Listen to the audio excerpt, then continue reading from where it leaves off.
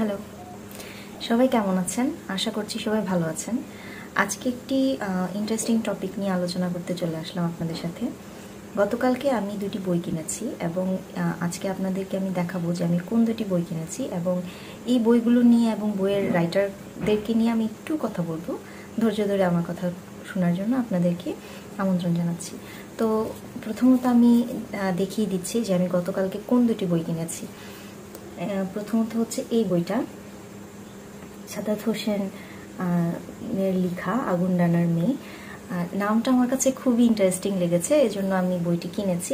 আমি যদিও হচ্ছে এই বইটি আমার পড়া হয়নি, গতকালকেই কিনেছি এবং পড়ে অবশ্যই আমি আপনাদেরকে জানাবো বইটি সম্পর্কে। যারা হচ্ছেন বইয়ের জগতে নতুন আছেন অথবা যারা আগে থেকেই বই পড়ছেন তারা কম বেশি সবাই হয়তোবা সাদাত হোসেনের বই পড়েছেন। এছাড়া ওনার আমি হচ্ছে মুখোশ বইটি পড়েছি। আমার কাছে আরও একটা বই সংগ্রহে আছে, শেষ অধ্যায় নেই, এই বইটি আমি পড়েছি। মুখোশ বইটি হচ্ছে আমি আমার এক ফ্রেন্ডের কাছ থেকে এনে পড়েছিলাম, আবার দিয়ে দিতে হয়েছে, আমার সংগ্রহে নাই। এবং আরও একটা বই আমি ওনার পড়েছি, সেটা হচ্ছে এইটা, তোমাকে দেখার অসুখ।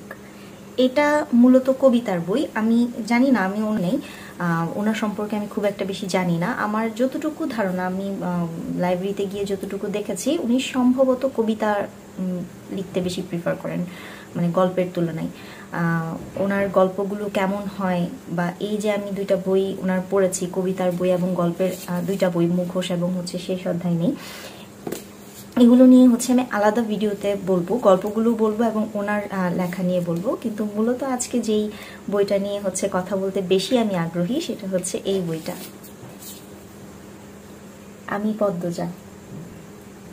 এটা হচ্ছে ইলমা আপুর লেখা, হচ্ছে এটা সেকেন্ড এডিশনের বই, মানে এটা সেকেন্ড পার্টটা।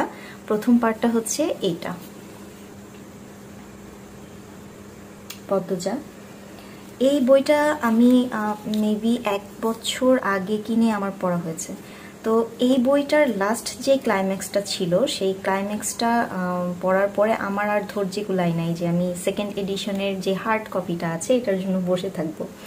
তো আমি ফেসবুকের বিভিন্ন পেজ আছে লেখালেখি করে, লেখালেখির যে পেজগুলো আছে বা গল্পের বইয়ের যে পেজগুলো আছে, সেগুলোতে খোঁজাখুঁজি করে অনেক কষ্টে হচ্ছে এই যে সেকেন্ড এডিশনটা, এটার সফট কপি বা হচ্ছে ফেসবুকের যে কপিটা থাকে, এটা আমি আগেই পড়েছিলাম 1 বছর আগে। প্রথম এডিশনের বইটা শেষ করার পর দিন থেকেই হচ্ছে আমি দ্বিতীয় এডিশনের যেই সফট কপিটা হয় ফেসবুকের, ওইটা আমি খুঁজে পড়ে নিয়েছি। তো গতকালকে যখন হচ্ছে আমি লাইব্রেরিতে গেলাম, আমার সামনে হচ্ছে এই বইটা